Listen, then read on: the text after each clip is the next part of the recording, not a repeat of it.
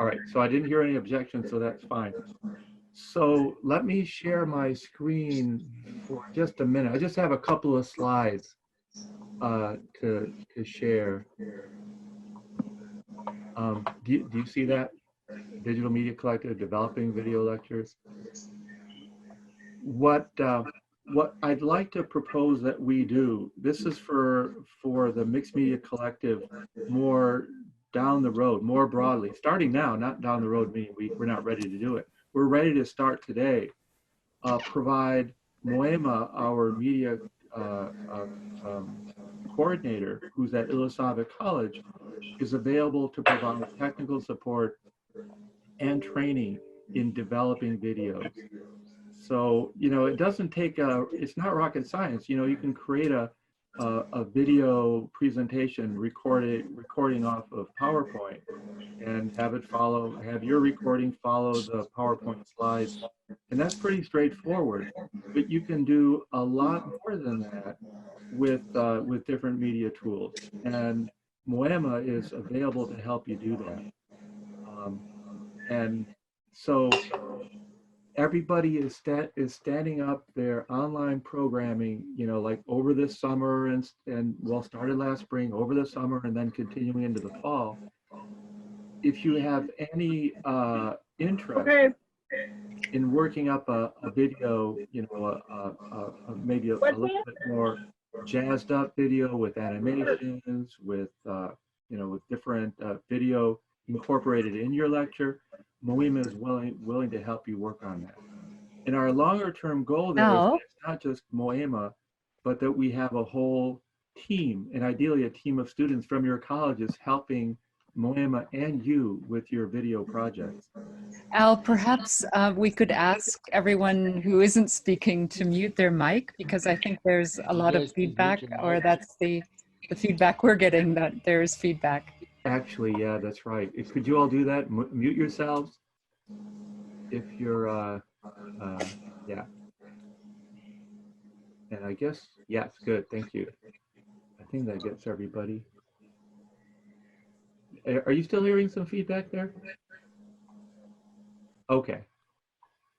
Okay, yeah, so Moema is available to provide training and technical support, and we're planning to grow the team. Right now, I keep referring to Moema as our trainer, our trainer, and she is. But we're planning to recruit students who are interested in developing their digital media skills to be part of this team of students, of the support team that works with Moema to help you all on your projects.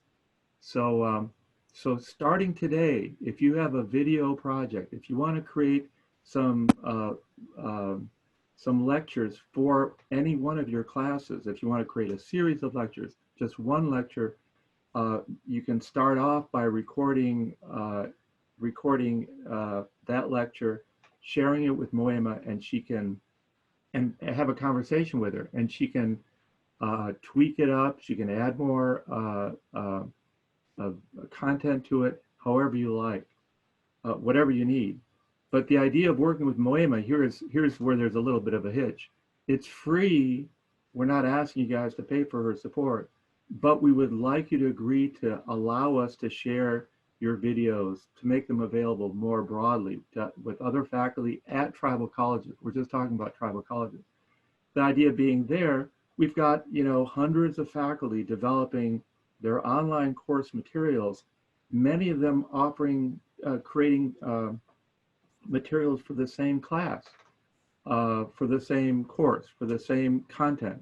So the more we can share, the easier it is collectively for us, for everybody, to stand up a course or to improve a course, make it easier for students to access and use the content, you know, all of the above as a collective, which is kind of in the name of this project, the Mixed Media Collective.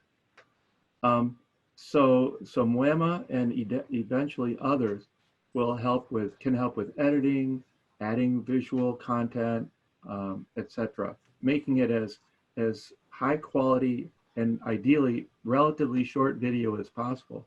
You know, I like the idea of learning objects. So a lecture, you think of, when you think of a lecture, it could be a 40-minute presentation. I think the best practices include shorter videos that cover a specific topic. You can have 3 or 4 videos that might cover all the material for one session or for a week, but having them be shorter and to a specific topic is a more effective way to go.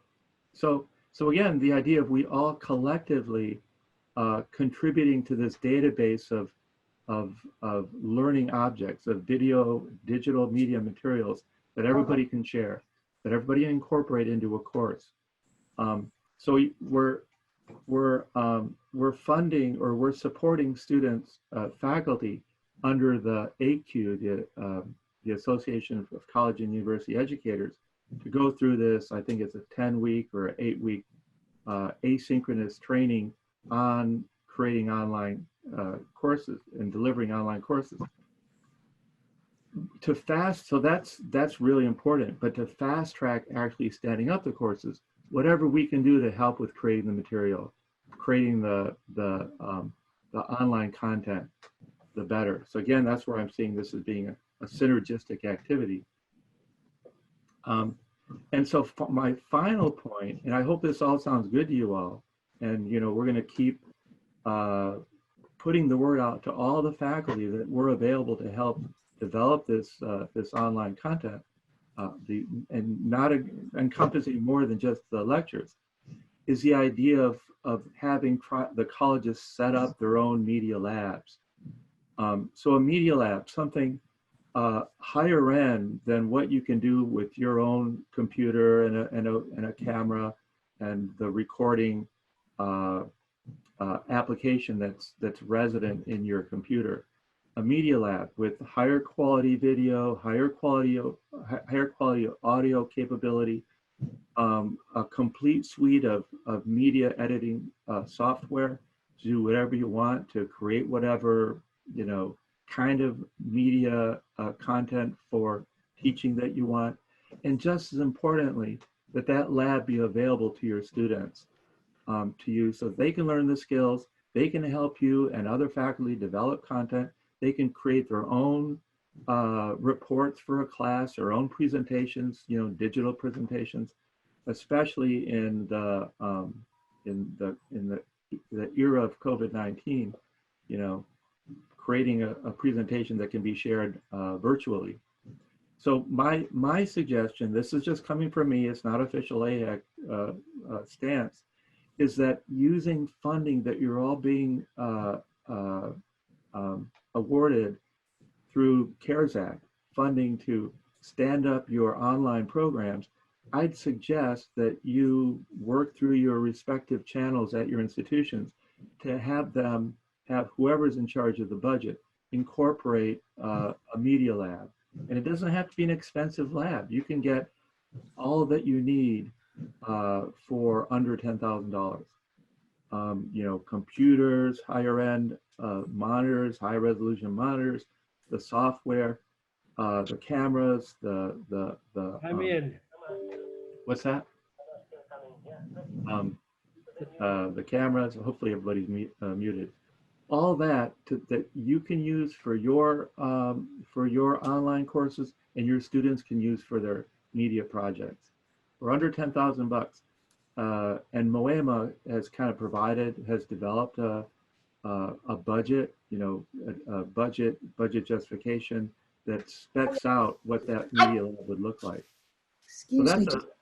it's a little commercial on my side, for my part, that the colleges, the tribal colleges, are getting a fair amount of funding through No, there's no meat in it. CARES Act. Some more than others, but certainly most, if not all, That of you. does have meat in it. Oh, yeah. Most or all of you would be able to incorporate a $10,000 purchase, justified because it helps stand up your online program. So I totally recommend that. Anyway, how does all that sound to you?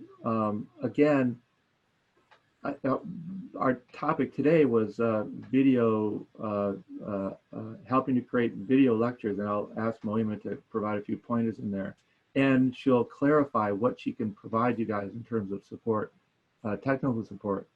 But my overall message of think about us as a resource for you to develop whatever content you want as you are developing or standing up your online courses. Video lectures is certainly the place to start, and that's why we're talking about it today. But learning objects more generally, you know, the whole range of ways that you can convey content that's part of a course, we'd like to help you accomplish using digital media tools and training and support from this project.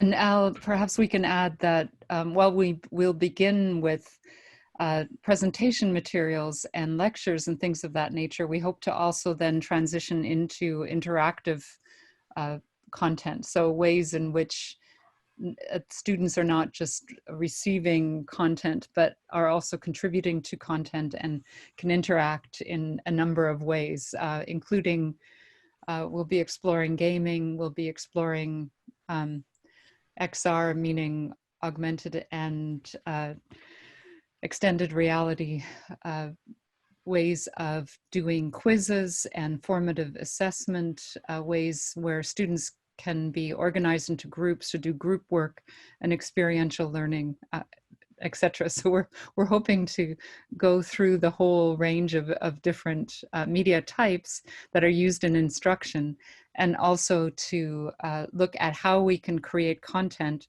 for multi-perspectival textbooks. So this project is related to another project supported by the University of Minnesota and the Open Textbook Network and the William and Flora Hewlett Foundation, where we want to add the missing and additional perspectives to existing textbooks. Yeah, thank you, Yuta. That's exactly right. The idea of helping develop video lectures is really just a foot in the door kind of activity. There's a whole universe of digital media applications that we'd love to explore with you and your students, especially, that's right, with your students. And again, that's the idea where a media lab would provide a place where you and your students can get engaged in these different project opportunities. You know, I understand that Red Lake College, I believe, is experimenting with virtual reality headsets being used to deliver courses. That's really early in the evolution of the technology, I think, but that's an example of the kinds of things that we love to support, you know, creating ways of doing teaching and learning that are available now if we just, you know, explore, if we investigate, we try and be open to creative ideas. And that's where I think of the students as being that wellspring of really interesting ideas and creative ideas if we give them the opportunity. Anybody else? Does anybody have a question or a comment or anything? Al, could you have Moima introduce herself briefly and tell her what she does and what she can do, because some people might be new joining in and they might not know.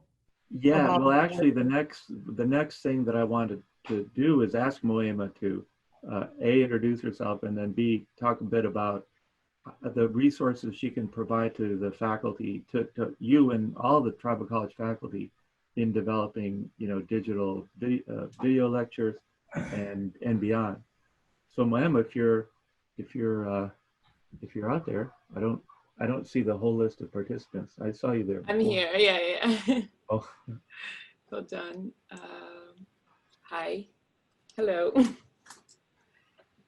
Can you hear me? Yes. Oh, yeah. Yeah. Great. Hi, everybody. So yes, like Al said, I'm Moema Uman. I work at Idzagwe College as the media coordinator, and I also teach film there. I work a lot with faculty and students creating video content for instructional videos so they can use in the classrooms or send to villages around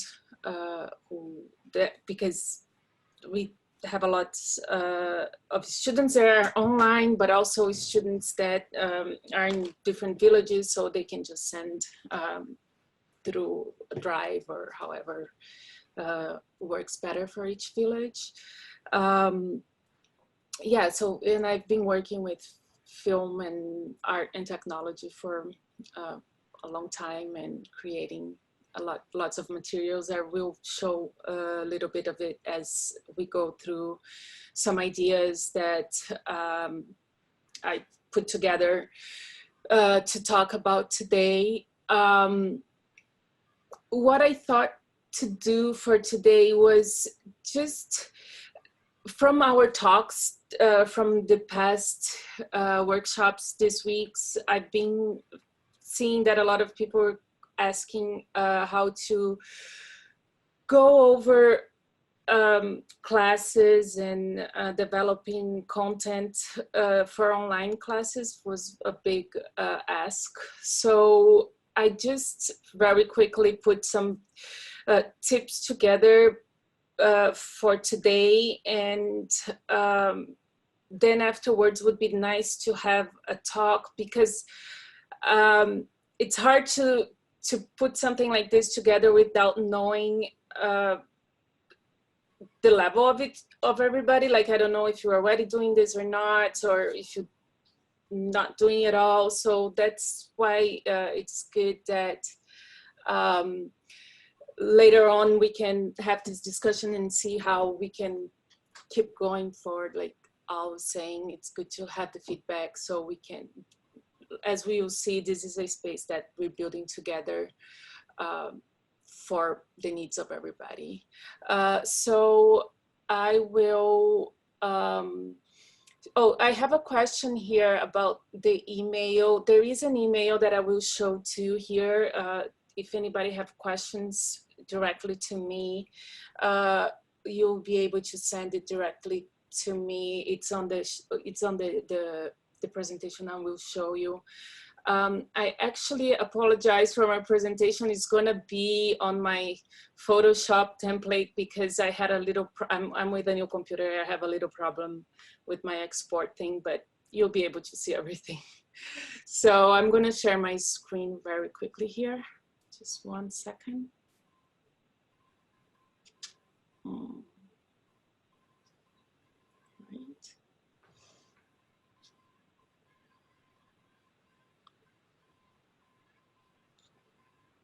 Okay, so you can see it. Yeah. So good. Okay, so I separated in a few ways. So if you are willing to create your own videos, here's a few tips that are nice and important, I think. I always suggest that no matter what kind of videos you're making, it's really nice to have at least an outline and preferably a storyboard with it, because then you can have a visual reference to see not only not only to see like visually how it's looking, but also like if it's been too long, if you have enough references, and of course images in your video. And it's really nice if you're recording yourself by yourself, there's nobody around you, it's nice to have something as a guide. I actually found this template online that I thought was interesting, and I can put it later on. I can put all these links out there. It's just showing like an example of how you could do just before you film, and then how you can build your lessons to record. This is one example. There's so many ways that you can do it. It's just nice to have a visual guide as you're doing your presentation, you're recording your film. Another big tip is always like make it short, because the attention after 6 minutes fall and drops, and after 9 minutes it shows that it dramatically fall. Goes really down. Students can't stay too long engaged. Another thing is like make it personable, and if possible, show your face. I know a lot of people nowadays are concerned about showing faces online. I totally understand. So if you're concerned about that, or you don't feel comfortable in doing that, it's okay.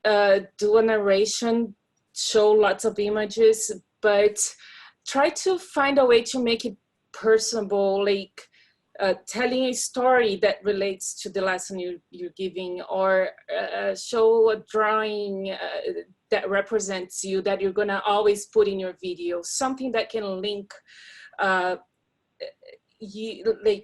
the videos you're making to yourself. So every time the students see that, they're gonna relate to you. So I have here, sorry, these examples I just want to show quickly. I think I have it open already, but just in case, like, oh, I have to take my headphones off, sorry. This lady, Hi students, I hope you're having a wonderful day. Welcome to your lesson on the states of matter. Your objective today is I can explain the 3 states of matter. I want you to go ahead and take a moment and write this on your little box next to the objective. All right?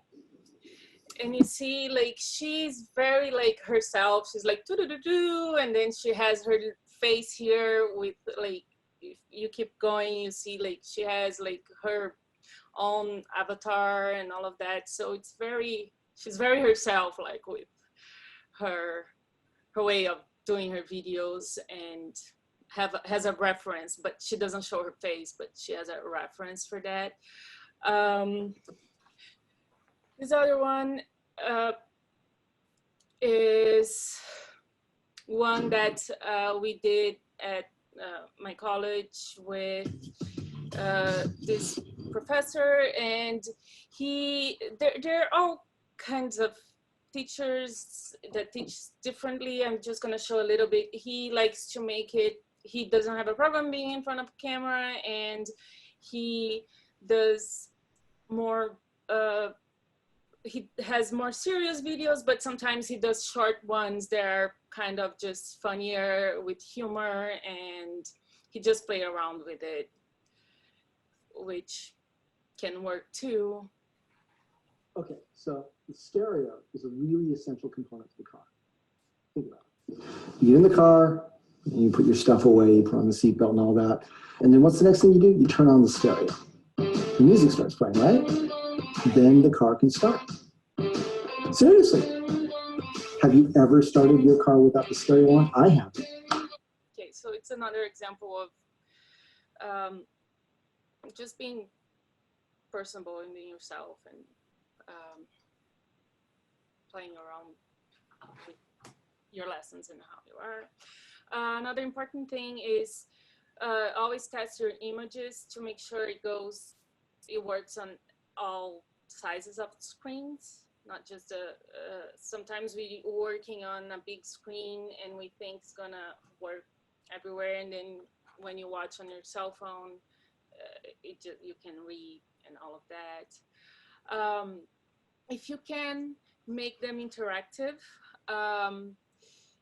it also, like, there are researches that show that if you manage to make them interactive, there are like students, they will stay engaged much longer. there are some softwares and programs that allow you to add quizzes as you go. But you don't need to rely only on other programs if you can't get it, or if it takes too much time. You can also use activities as you go to doing it during your lecture, and I'm gonna show a few examples. The one that shows quizzes, it's at this one I just showed you. This one, for example. Today we're talking about the art of selfies. Why, you may ask? Well, because almost every single person loves taking selfies. But did you also know that we use skills in English class outside of English class? Gasp. I know. Crazy, right?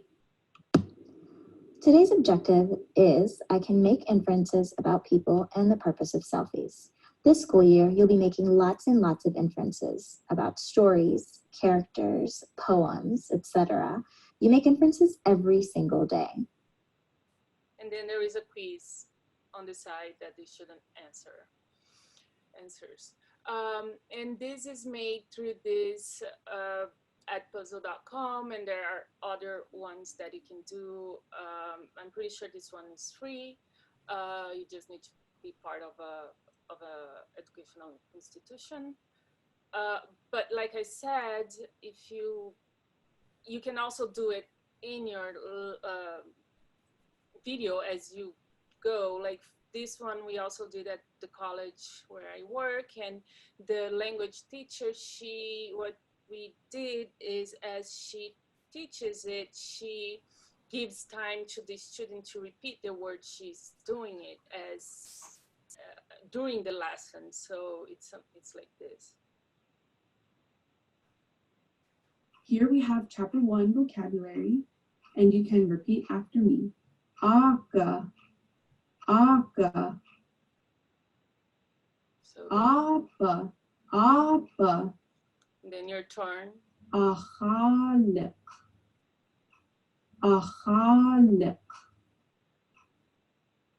So you have the visual of how she moves and articulates the language, the word, and then you have a visual of how it's written. Agnak. And then you have the time to repeat it after her. So another way to make it interactive, another example. So these are a few tips, of course, there's tons. And then how to create the videos. And I think I'll explained a lot about it already, but just again, one of the objectives, the main objectives of the iHack Media, Mixed Media Collective is to access the needs and to provide the resources that we need to create this content by providing open source tools. And we already have tons on our wiki page, providing also the technical assistant. On the page, there is a place where you can request time with me, and there is the email there, and I will share the email here too. Or yeah, through there, or you can just email directly to me. And eventually we're gonna have, like Al said, more people. And the idea there too is that we can share and collaborate with each other in projects. So yeah, not to count just on the support on our, like, everybody. The idea is that we are creating, which is the next point, we are creating this together because we don't know the needs of everybody, or you know, their experiences and ideas. So we want this to be literally built from the ground up by all of us. So it will help, like literally help with what everybody needs, and not just with what we think will be helpful, but you know, for everybody. And if you tips if you do not want to create your own videos, but use existing videos, because also there's so many videos out there already with tons of content, not for everything, but for some more general lessons there is. So some tips is, yes, make sure that they follow pretty much the rules as if you're making your own rules. Like I mentioned before, that they are shorter, that they are relatable, that the images are large enough to be seen, and if there are interactive options. Be specific. You're not gonna find the exactly kind of video that you would if you were teaching it. So it is nice to like give it the specific time to the student, like watch from this time to that time. And actually the student might even be more curious and ended up watching the whole thing, but it's good also to give that time. I noticed that on YouTube, sometimes if you Google like how to, I don't know, if it's very specific, like how to copy and paste from this program to the other one or something like that. Some videos that are explaining the whole program, they come already cut from, they just show you that little space in gray, like they show, if you watch from here to here, you'll find just that question you asked. So sometimes YouTube is doing that for you too. And make sure the material has open access too, because a lot of times if you're already logged in into Google or your Dropbox or something, you'll find some videos that are available or other material that it's available, but then you send it and the students are can't log in, and then it's just going to be a lot of trouble. Everybody's going to be emailing you how to do it. So to save time, do that. And another tip too is like, if you're already doing lots of lecture through a platform like Zoom or Skype or whatever you're using, record it, because maybe you can use the audio or the video later on to create your own lesson if you want, and use on another semester or another class whenever you want.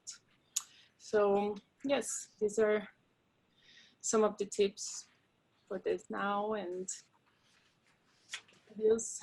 And if you have any questions, let me know. Oh, and the email is, like, let me write here. I thought I wrote when it's mmc@ihack.org. This, if you write to this email, it comes directly to me, and it's also on our wiki page that we're gonna put on the, I think it's on the email that you got, and we can put on the chat as well. And I think there's in the chat, there's been a number of questions about different types of videos and content. And we would encourage everybody, I have pasted in there the link to the wiki. We will be putting up the slides that Moima just showed, as well as links to the examples, her email contact. And we would encourage everybody to create a login for the wiki. And then you can contribute resources as well and share them. And someone asked whether we can share all of the people that are participating here in the workshop. And possibly the best way to do that is for people that are attending to create a sign into the wiki and to add your name to the collective member list. And then, then people can contact everyone through that. And also share resources and plan projects together and ask questions and get questions answered. I have a question. Go ahead. About how much time do you recommend for developing and creating each lecture? Well, I do have, like, for example, ideally, there are some lessons you're not going to be able to cut too much. Ideally, would not go more than 15 minutes. Like if you have a lesson that you normally give in an hour, maybe if you can split it by the themes inside the class, that would be ideal. No, my question is how much time in developing the actual lecture? Because I find when I'm doing, because I use Camtasia now, and I'll go over it, and it will be an hour that's gone by, and I still made a really kind of crappy lecture. So the ones that you showed looked fantastic, and I'd love to be able to do that. But about how much time is recommended to, I mean, because you could work on it forever. So I'm just wondering about how much time did each of the examples that you showed us, how much time did those professors put into making those videos, approximately? Well, again, it depends. What I did that made it much easier for me now was for each professor, I developed a template. And for each lesson, for example, the lesson on language, I know that I'm doing the whole book for her on the grammar, right? So now I do the whole book is gonna look like that. So I have it already mounted on my software, and then I go and I put it there, and I just, she sends me the videos and I just substitute it. Oh, another thing I was gonna show, I don't need to show, I can just say, please, please, please pay attention on the sounds around you, because one thing I told her to use a mic. If you don't have a mic, like this mic, like if you have this, it's already great. This is a great tip. You can literally just hang like this on your shoulder and plug it to your computer or your phone, whatever, however you're filming it. It helps so much of the sound. But one problem that we had is that she had a clock on the wall. And there is one or two videos that no matter what I did, I could not take the clock out. So you can hear the tick, tick, so loud. Anyway, I forgot to say about sound. Yeah, sound is very important when you're doing that. But yes, creating a template, you might take, that's what might take you the longer. But once you have that, you just film and you put in there, and you probably, of course, you're gonna have to change the words and change the video you're using and all of that, but then it's just cutting what you don't want from the video you recorded or adding images and all of that. And then it will depend on the size of the video you filmed. If I can offer another suggestion as well, a good way to start is if you use PowerPoint or Keynote at all, then you can prepare the content that you're showing as well as yourself if you wish, but you don't need to. You can record your voice and record the slides and simply go through a whole slideshow. And that can then become a video, which you can then edit if you want to cut out pieces of it as well. But it's a great way if you are not yet familiar with video editing tools or don't have a good video camera to begin with a fairly rudimentary lecture that has additional content in it. There is another source I'm going to put on the on our chat. It's called Explain Everything, and I'm sure there are free ones. I think this one is like for teachers, I think is $1 or $3 a month, but I'm sure there are other ones that are equally good. And as soon as I find it, I'm going to put on our wiki. That is really good too, because you can literally go through your lesson and draw and all of that. And as you talk, you record what you're doing, like a board on your computer, and you're talking and all of that. You teach your lesson, and then you can later on just cut or adjust a little bit what you don't want. And simple things that sometimes what I find in videos that a lot of people tell me, oh, I don't know how to make a video, or I just know how to do this, and then they show me, and then it's like the video is like has the video and has some words on it and have sound, good sound and all of that. It has all the essentials to make a perfect video. It's just the way then that you put things together and all of that. And that's how another thing that we are willing to offer is like how we can put it together, like how you added it together. But we also want, I see a lot of questions if I'm gonna walk through how to produce a video or suggest equipment and all of that. And this is, I can't, like, if you want, because it's hard, because I don't know, like some people are already making videos, some people are not, and all of that. It would be nice to like email me and we can, I can go through and know what you have or what you don't have, and we can go from there so I can help out like more specifically. And about equipment, we're gonna have, yes, we're gonna have lists in there about suggested equipment that you can use. And also, yeah, if you have, it's good to know what you already have, because then we can know like what you can do with what you already have, and then little things you can make it without having to get a lot of things. Oh, the link you already gave.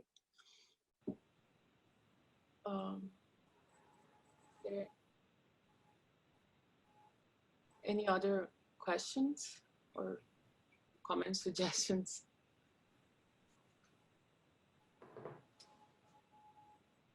So I guess I'm curious to ask the group, how many do you think you might take advantage of Moema's generous offer to help you finalize your video or your project, whatever media project you might be working on? I definitely will. That's great. Well, you got to start from somewhere, and one is good. Awesome. What's that? This is over at Apache College. Yes. Oh, somebody else. Well, one of the things, Al, you just happened to say how many people might take advantage of this opportunity for finalizing a video. I actually think one of the things that might be really valuable is that storyboarding process, which frankly, a lot of people who don't have film production backgrounds, they've never done it. So maybe that would be a really good space to start where, you know, Moema and other people can have that conversation. Well, what kinds of videos are you trying to produce? What types of lectures? What's the outcome? What's the content? And through that, you know, I think people like Moema have a lot more of the language to describe, you know, well, this is probably the type of shot that would be really helpful. So even before you pick up a camera and start recording anything, having that plan helps you so much in the process of like, well, what is it that I'm trying to produce? I think that's what's so hard is a lot of people grab that camera because that's, you know, or the smartphone. Okay, I'm just going to start recording, and they record 4 hours worth of, you know, lectures, and then they go, well, what do I do with this, right? I think that's so hard, how you just spin your wheels and you end up with material that, the other thing is just a lot of first-time video editors get really enamored by the content that they have. So they end up trying to cut some things, and they cut, you know, 1 minute out of 4 hours worth of stuff. Well, no, you actually need to be much more aggressive about that to be able to maintain the attention of your audience. And having an external person might be helpful, not necessarily to do all the hard work of cutting everything out, you know, that's non-essential, but kind of lending an eye and offering suggestions. Well, let's watch the first, whatever, 5 minutes of this together. And, you know, let me comment on kind of areas that you might suggest, yeah, you know, you could probably lose this whole section and not lose the essence of the conversation or the lecture. Something like that, I think, would be where I would imagine, especially just having taught some film production classes for total beginners, that's really one of the hard tasks is trying to whittle things down, and a lot of people just going in with no plan to start with. So that would be my suggestion. That's a great suggestion. And I wonder, should that, so I guess I'm asking the group, should that be, or ought that be one of our next workshop topics, is storyboarding, putting together your outline or your plan for your video or for your lecture or whatever your project is. That could be useful even in the sense, I mean, Moema, you already showed some templates for, here's what a science, lecture might use in terms of like kind of visuals. But yeah, having kind of different genres and purposes for different kinds of storyboards or ways to tell ways to share a concept, I think, again, kind of increasing the language and the vocabulary for everybody who's involved here could be really helpful. Even in communicating, I think that's the really hard part. Real quick aside, some of you guys know that I've been had been working on the virtual commencement for our school, and so I had hired an external video editor, and about a week before everything was live to go, he finally released a project file for me to look at, and within 5 minutes, I knew, and I blame myself for this. I knew this is not what I was asking for. So I actually had to can the whole project and start over. And that was my fault for not properly communicating visually through storyboarding or otherwise exactly what I was looking for. So I deliver all this footage to him, and what he brought back was not at all consistent with what, the look and feel I wanted. So, and that's a very difficult task, right? That what's up in here, how do we translate that to something that somebody else can really meaningfully help with? And I think that's the position I potentially see here, is that there is a potential for frustration. Hey, I sent some stuff over to Moema hoping that she could, help me with it, and what I got back isn't what I expected. Well, let's work on that foundation of like, how do we communicate those ideas properly so that we end up, being able to generate meaningful content that is useful in the long run for everybody. And there was some discussion of open education resources in the chat, and that's a great way to begin as well. If you don't want to record yourself or create your own content, you can create a mashup of openly licensed content that others that have much greater experience and have had more resources perhaps, and professionals to help them in the video have already created, and you can pick and choose and create your own video out of it, a mashup, which adds then your personal touches to weave things together, a set of things. And that might be also a good way to, or another introduction. How do you cut and paste from existing videos? I agree with what Kenneth was saying. I'm at Fond du Lac Tribal and Community College, and we have a multimedia production program we just began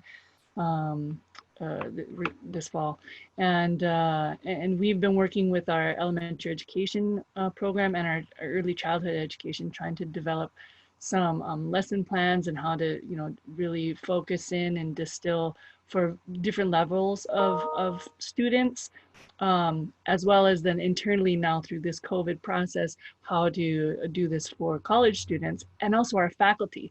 So like creating a video for a creative process is much different than creating a video for an educational intention, and how to and I lecture too. So like I'm in the classroom lecturing about music, that's my field.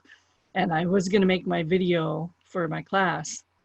And I made this really long video with audio samples and da-da-da.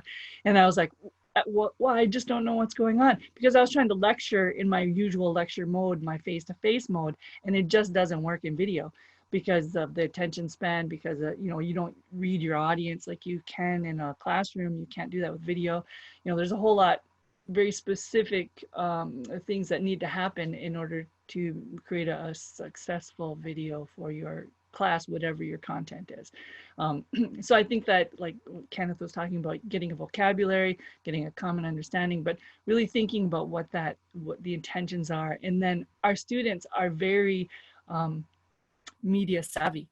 So their expectations are going to be a certain, you know, a length of video, a certain, you know, process or interactivity, because that's what they're getting from other people. So we can definitely get there. I think AHEC is poised right now to, and they're seeing the need and the opportunity and creating the accessibility. So yeah, we're putting all our heads together and doing this. We're gonna be leading the pack. Oral tradition is what we do. Yeah. That's great. Yeah, thank you. Thanks, all of you. I guess the voting is in. We are going to do storyboarding, templating and storyboarding next workshop. Is that, Moema, are we up for that? Yes. And I think that we also need to have in mind that the storyboard, because sometimes the word storyboard for a lot of people is, when I started, it scared me a lot because I don't draw realistically at all.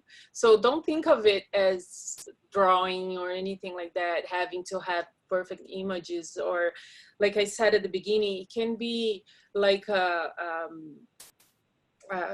bullet points. It can be, you can find image references online.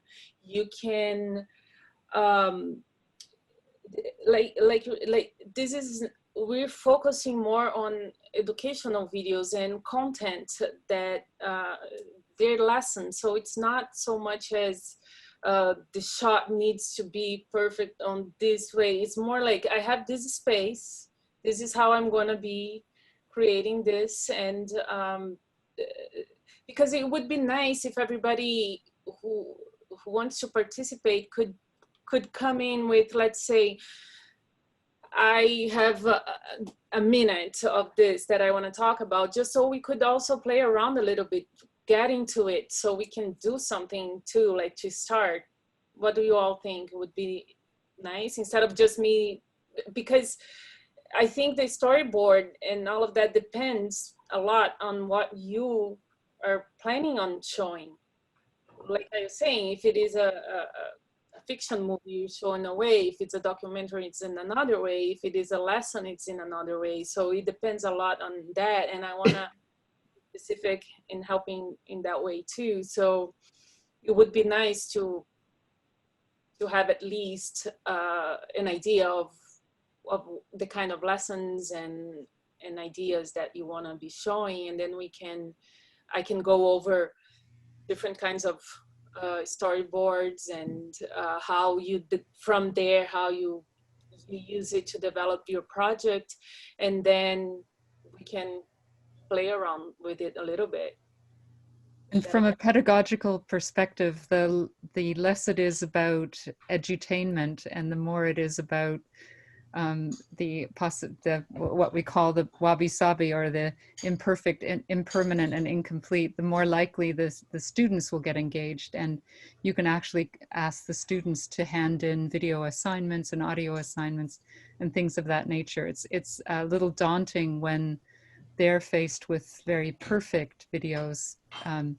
That makes it a little scarier to actually participate in that way. So showing that there isn't sort of this need to create a Disney quality video is actually often a good thing from a learning perspective. Hi, this is Nana from Haskell, Indian Nation University. And what was nice, what you did, is at MoMA, you know, you kind of start off talking about an outline, and you talked about the storyboard, which is a framework. And just being able to, as people that are new, to have a framework, to be able to gather our thoughts, be able to then have something like Kenneth was saying, is being able to then utilize our time, have it be more efficient. That's kind of like, where can we have some basic template, you know, like you're talking about, so that we can understand, like, because if we just come in with all these ideas, I'll be honest, I'm new. I wouldn't not necessarily understand. I haven't worked with the framework. Like, I need to work with the framework of what you're laying out. You showed it really quick, and I wasn't able to really right now in like 3 seconds be able to translate that into my math, being a math professor. and how, but if we can look at the framework, if we can kind of dissect and, like you're talking about, pull different images and media, then I'm able to understand the framework and hopefully then be able to dive into then messing around with the technology and being a little bit more efficient and a little more probably comfortable is what I want to say. Because right now everything's really, I'm fearful of everything because where do I even start? It's just all there. But it's like you said, there's just so much. So I think having some type of framework and guide can then keep our mind and ourselves comfortable, but also hopefully deliver like what, I can't remember who just spoke, like she said, so that it can be hopefully beneficial to our students. So I think having that discussion of just the framework is, to me, it'd be helpful than trying to push it too fast when I still don't understand it and I'm still learning the language too.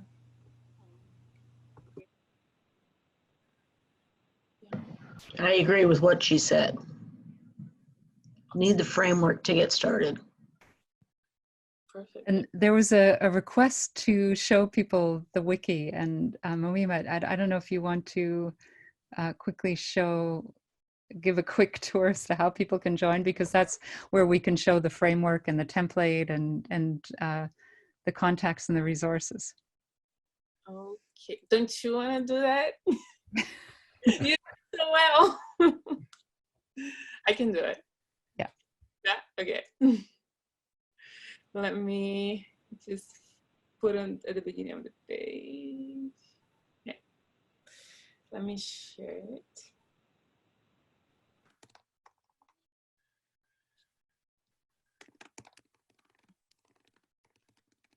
Okay. There? There it is. Okay.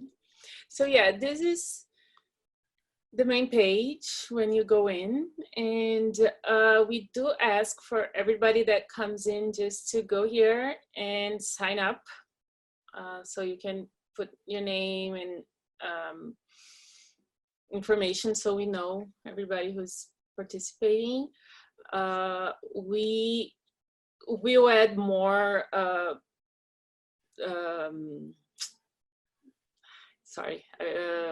spaces here, but you can also do that. Like, everybody here can edit anything. This is literally like a space for everybody to do anything, and don't worry if you do something that you think, oh no, I erased all the names, or anything you do, we can go back to what it was before. So play around with it. It's all cool. It's all great. Don't worry about doing anything.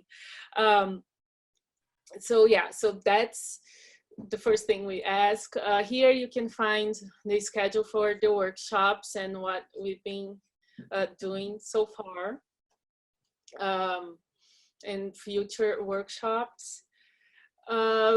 Then we go here in projects, ideas, and collaborations, and then you can find projects that we've been developing. And Kenneth has put up a whole bunch of things regarding his virtual commencement, including the planning and the actual realization of the virtual commencement. Oh, let's take a look. Oh, awesome. This is great. Thanks, Kenneth. That's awesome. Yeah, that is. Yeah, and then anybody can also create, you can come here and you can create your own project. And yeah, and then everybody, and it's open for collaboration, and you can say, please collaborate, or I'm sharing, or however you want to go with it. You can do like this, or you can go here and go start from a template. For example, let's say projects template, create, and then it's going to show like this.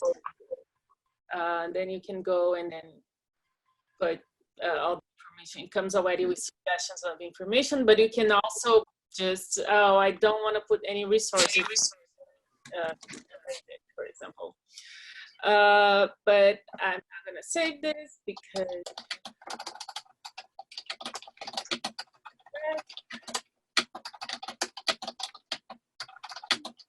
someone has the sound on and it's typing, can you please mute? Thank you. Yes, so then, oh, right here, I changed it. Before I had dates that I was available, but I realized nobody was signing in, and it was kind of hard to set up that way. I was concerned that nobody was signing in because of the times I put there. So I'm trying to make it different now. If you can contact me, and either you put 3 different options times so I can try to coordinate with you like that, or send me an email and then we can try to figure it out a time that would be, I think, work better than I trying to put times and coordinate that way. Let's try this way this time and see how it goes. Am I forgetting anything? Oh, I think the one first step would be if you use the sign up at the top and just simply put your email there, and then you create a password for yourself. Once you've then logged in, you can hit edit on any of the pages to either add your name as a member or add resources and upload. You can upload files as well, videos, sound files, etc. There is a bit of a cap on the video, but I think we've increased that significantly. So there should be lots of storage space.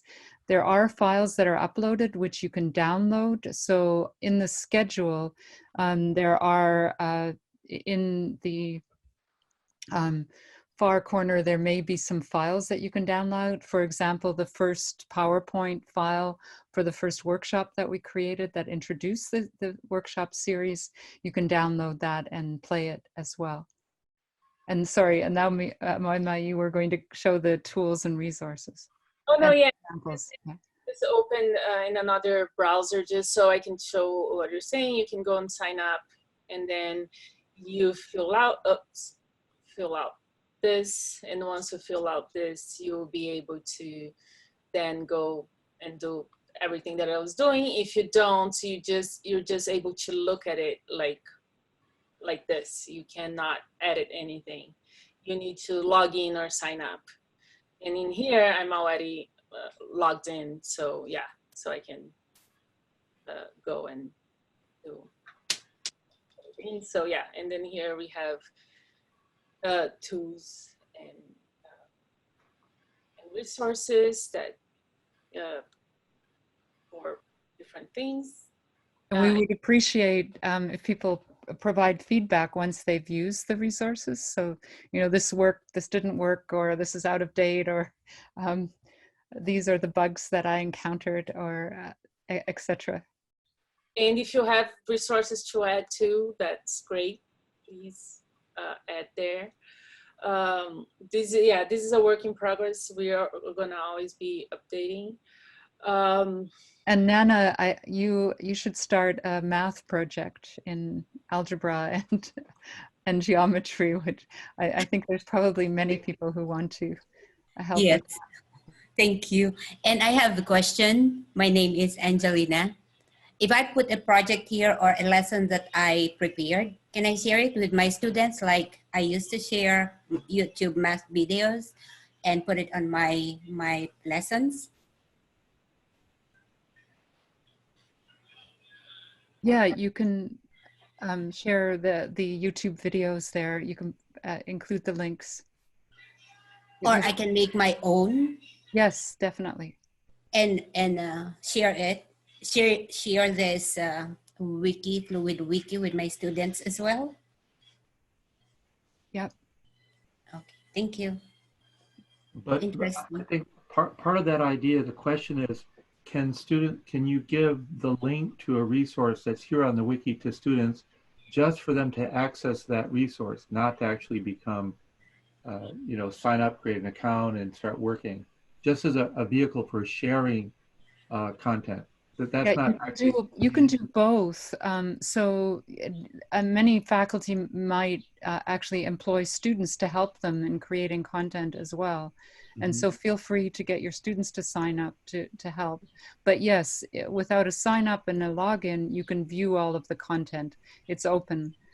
So it is open to the world. It's not a publicized site. It's intended as sort of a working space for everyone in the TCU, but yeah, it isn't in any way restricted in terms of, so you can share the link with students.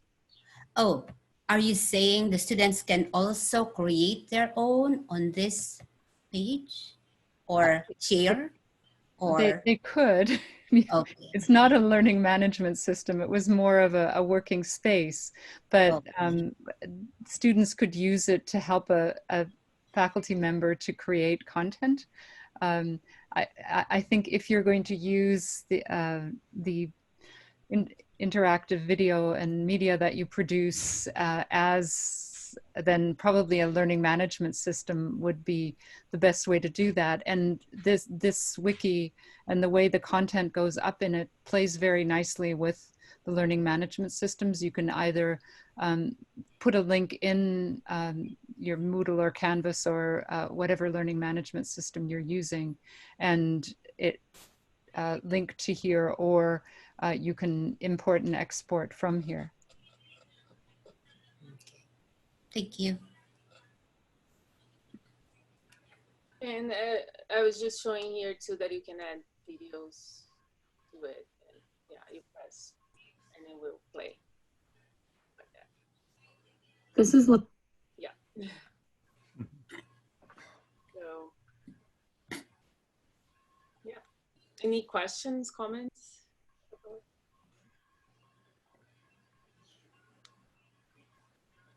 Oh, and here we put the meetings. Oh no, the meetings go to the schedule, right? We put the recordings there, correct? Yes, we did. Yeah. Right. Yeah.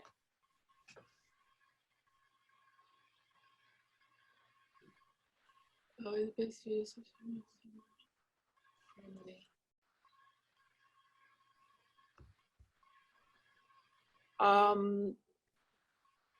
this is a hard question. What is the best video software, most accessible, user-friendly?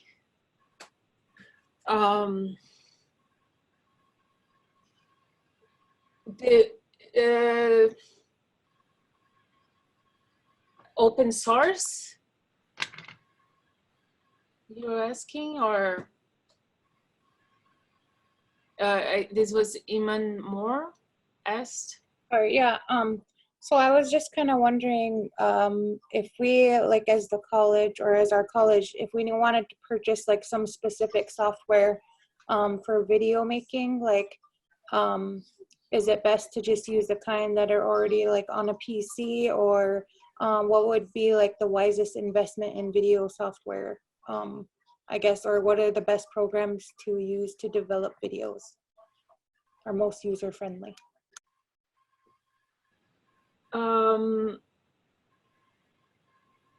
As in super easy to use, I mean. I would have to look into it a little bit and get back to you. But you're talking about for all the students and faculty, or is the colleges in the institution, like? Yeah, so right now, a lot of our faculty are just kind of using Zoom to pre-record their lessons. So if, say, we wanted to move towards developing some online content where like the class is already developed and the videos are just available for use to plug in, what kind of video software like would or should we consider investing in that's going to be usable for people who have like zero technology skills to people who have really advanced technology skills? But if it's I know that probably everybody who makes videos probably has a preference for which they prefer or whatever. So, but if you have any like ideas on the different kinds that we could like maybe look a little more into, that would be helpful too.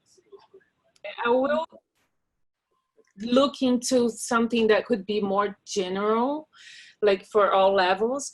And also we have a few already on the resources tools too, here on the wiki, to take a look as well. In the chat box, Amber mentions Camtasia, and Edwin mentions DaVinci Resolve. Are those in that category of being fairly user friendly, but you can do everything that you need to with them? I personally find Camtasia, it is user friendly and it can be as simple or as complicated as you want, but I just make PowerPoint slides with that. With my voice, you can do your voice while you're going through the slides, or you can go do a voice over. But I'm still wanting to make my lectures a little more exciting. I think with all the software apps they have out there for phones and whatnots, it's to each their own. I used to teach this a long time ago. Basically, if you can get it into that WAV file, that's kind of all that matters. You just got to find the Microsoft Word, Movie Maker, iMac, whatever you need to edit those. And that goes the same with music, because in music, I record my bands and we work on those. And it's usually that every student will have a different app. My daughter has a different app she uses. And as long as they get done with what they need to, they can always save it in that WAV file, and it's pretty much universal after that. Audacity that you showed, Moima, is a really good one, and it's either for Mac or Windows, and I love that one, and the kids find it very easy to use. Which one? Audacity. Audacity. Okay.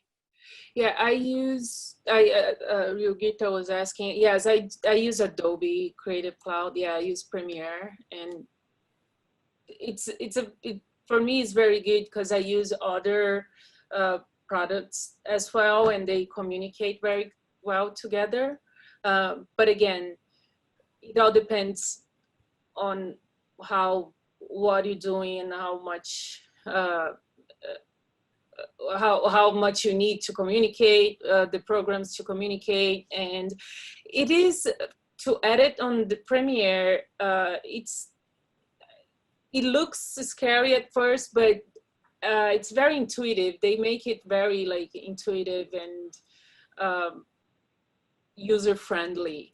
It's just that Adobe, you have to pay, and there's so many other free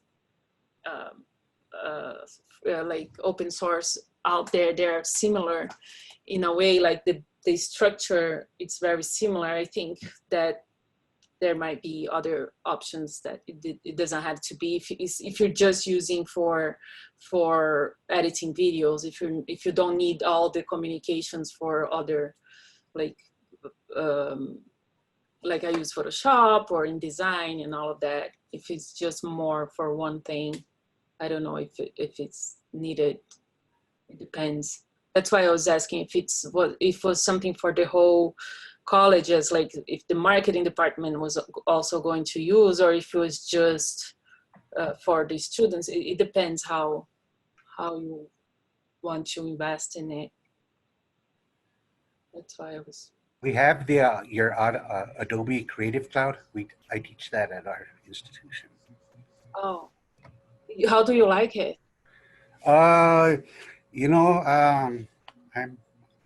I started working on it probably when everybody was in grade school back in '96 at the university, and that's what my graduate work was Adobe.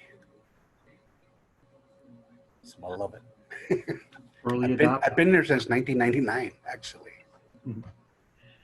Yeah. And the preference often is where you started. So Audacity is often used in music and in audio recording because the audio editing is very good, and you can create multiple voices and superimpose them on each other and coordinate the the musical parts, etc. So somebody might have started with music recording and then would prefer Audacity. Often it's what your preference is and what your background is. We started with our studio in 2011. We started using Final Cut Pro, and then we had, I'm trying to think what we used in the audio studio, but now we're going to Creative Cloud. We just made that shift this last year because the institution then has an account, and we're able to kind of get students who are in the classes access easier through that Creative Cloud, so everyone's on the same page.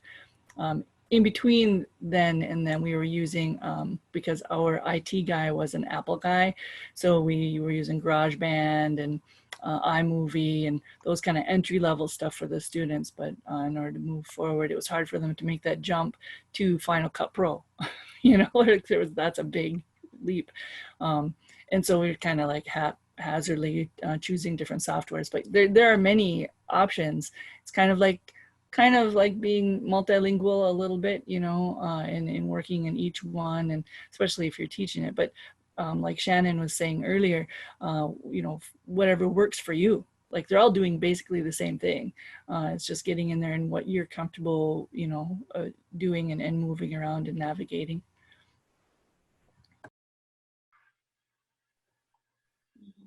Okay, very good. I think we're about out of time, a little bit actually over time. And does anybody have any more final questions or comments? I think we're all set for next week being a storyboarding and templating workshop. So I think this was a great session. Thanks everybody very much. Thank you very much for all your input, the discussion. This is really, really helpful. And thanks, Wama, definitely. Do you have anything to sign in or sign out? To sign in and sign out to Dorothy? Are you there still? I think it was regarding the wiki. You don't necessarily need to sign out. You will time out. Oh, okay. Do anything. Yeah, I was just wondering for this session. Page too. I'm sorry. I was wondering for the session, do we have to register and then sign off again like last week, or? No, not for this session. Okay. You don't have to. Thank you. I have a question. I opened really early, like 11:30, and it says this meeting was scheduled on April 4. Oh, and, yeah. And so I sent an email to you, but it did not go to your email, but somebody sent an email back to me, and I just came back and I was late. So do I need to sign in? No, not really. No, yeah, that's I'm using the same Zoom link from that first meeting in April, and I guess that's why that's coming up. Maybe I can fix that. But it seemed like instead of having a new invitation every week, I guess I could have set up a recurring meeting every week. Then that way it would always be the same. Let me see if I can fix that so there won't be any confusion from here on. Okay. But I was able to catch up though. That's good. Good. So again, unless there's any final comments, I think we're good for today. And again, I think it's a great session. I'm looking forward to next week. Well, what time is next week's class? Oh, it's always the same. These workshops are always going to be 3 p.m. Eastern on Tuesday. Until people say, no, that's not a good day. We got to move it. Okay. And it's always the same Zoom link. Same, yeah, because Shayna is asking about how can be added to the Zoom meeting, but it's always the same Zoom link and yes. And we've put the Zoom link on the wiki. It's right in the front page there. So if you have the wiki link, then you can get the Zoom link. So I'm on Central Time, so I just now got on at 3. Do I get on? What time do I get on? Oh, Central, yeah, 2. It's 2 for you. Oh my gosh. Okay. Sorry about that. I guess I didn't make that clear in the email. I will fix that also. I think we've had enough confusion for 1 week. And the recordings for the previous workshops are in the wiki where we say workshop schedule. And Al, I think you need to upload a few more there. I think I'm behind. I don't have last week's. I don't think I have the one before either. So I have some catching up to do. I have 4 task assignments before next, for the next day or 2. Yes. Yeah, great.